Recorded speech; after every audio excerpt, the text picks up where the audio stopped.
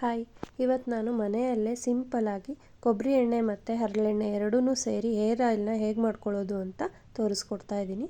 ಮೊದಲಿಗೆ ಒಂದು ತಳ ದಪ್ಪದಾಗಿರೋ ಅಂಥ ಪಾತ್ರೆನ ತೊಗೊಂಡು 1 ಕಪ್ ಕೊಬ್ಬರಿ ಎಣ್ಣೆ 1 ಕಪ್ಪು ಹರಳೆಣ್ಣೆ ಹಾಕ್ಕೋಬೇಕು. ಅದಾದಮೇಲೆ ಇಲ್ಲಿ ತೋರಿಸಿರೋ ಅಂಥ ಇಂಗ್ರೀಡಿಯೆಂಟ್ಸು: ಕರಿಬೇವಿನ ಎಲೆ, ನಲ್ಲಿಕಾಯಿ, ಮೆಂತೆ, 2 ಲವಂಗ, ಶುಂಠಿ, ಕಪ್ಪು ಎಳ್ಳು ಮತ್ತು ದಾಸವಾಳ ಎಲೆ, ತುಳಸಿ ಎಲೆ. ಇದಿಷ್ಟೂ ರೆಡಿ ಮಾಡಿಟ್ಕೊಂಡು ಮೊದಲಿಗೆ ಮೆಂತ್ಯನ ಹಾಕ್ಕೋಬೇಕು. ಅದಾದಮೇಲೆ 2 ಲವಂಗ, ಸ್ವಲ್ಪ ಶುಂಠಿ,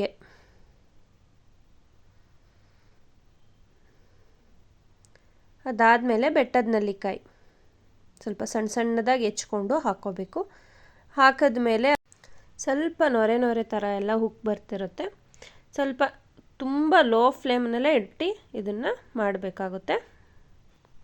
ಒಂದು 5 ನಿಮಿಷ ಚೆನ್ನಾಗಿ ಕುದಿಸಿದ್ಮೇಲೆ ಕಪ್ಪು ಎಳ್ಳು, ದಾಸವಾಳ ಎಲೆ,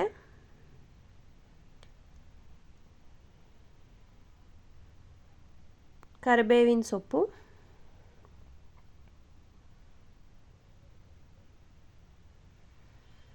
ಸ್ವಲ್ಪ ತುಳಸಿ ಎಲೆ, ಬೇಕಿದ್ದರೆ ನಾವು ದಾಸವಾಳ ಹೂವು ಕೂಡ ಆ್ಯಡ್ ಮಾಡ್ಬೋದು, ಮತ್ತು ಆಲೋವೆರಾ ಸ್ವಲ್ಪ ಆ್ಯಡ್ ಮಾಡ್ಕೋಬೋದು. ಅದಾದಮೇಲೆ ವಿಟಮಿನ್ ಇ ಕ್ಯಾಪ್ಸಲ್ ಕೂಡ ಆ್ಯಡ್ ಮಾಡ್ಕೋಬೋದು. ಇದೆಲ್ಲ ಹಾಕಿದ್ಮೇಲೆ ಒಂದು 10ರಿಂದ 15 ನಿಮಿಷ ತುಂಬ ಲೋ ಫ್ಲೇಮಲ್ಲಿ ಇಟ್ಬಿಟ್ಟು ಚೆನ್ನಾಗಿ ಕಾಯಿಸ್ಕೋಬೇಕಾಗುತ್ತೆ. ತಣ್ಣಗಾಗೋದು ಬಿಟ್ಬಿಟ್ಟು ಶೋಧಿಸ್ಕೊಬೇಕು. ಶೋಧಿಸ್ಕೊಂಡಾಗ ನೀವೇ ನೋಡಿ ಕಲರ್ ಎಷ್ಟು ಚೇಂಜ್ ಆಗಿದೆ ಅಂತ. ತುಂಬ ಚೆನ್ನಾಗಿ ಬಂದಿರುತ್ತೆ ಆಯಿಲು. ಯೂಸ್ ಮಾಡಿ ನೋಡಿ, ತುಂಬ ಹೆಲ್ಪ್ ಆಗುತ್ತೆ. ಈ ಕೂದಲು ಉದುರೋದಕ್ಕೆ ಮತ್ತು ವೈಟ್ ಹೇರ್ಸ್ ಆಗ್ತಾ ಇರುತ್ತಲ್ಲ, ಅದಕ್ಕೆ ಎಲ್ಲದಕ್ಕೂ ಚೆನ್ನಾಗಿದೆ ಈ ಆಯಿಲು.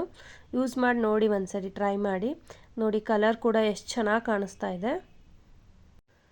ಈ ಥರ ಗೋಲ್ಡನ್ ಕಲರ್ ಬರೋವರೆಗೂ ನೀಟಾಗಿ ಆ ಎಣ್ಣೆನ ಕುದಿಸ್ಕೊಂಡು ಶೋಧಿಸ್ಕೋಬೇಕು. ಈ ಎಣ್ಣೆನ ವೀಕ್ಲಿ 3 ಟೈಮ್ಸ್ ಯೂಸ್ ಮಾಡೋದ್ರಿಂದ ನಮಗೆ ಒಳ್ಳೆ ರಿಸಲ್ಟ್ ಸಿಗುತ್ತೆ. ತುಂಬ ಚೆನ್ನಾಗಿದೆ, ಒಂದ್ಸಲ ಟ್ರೈ ಮಾಡಿ ನೋಡಿ.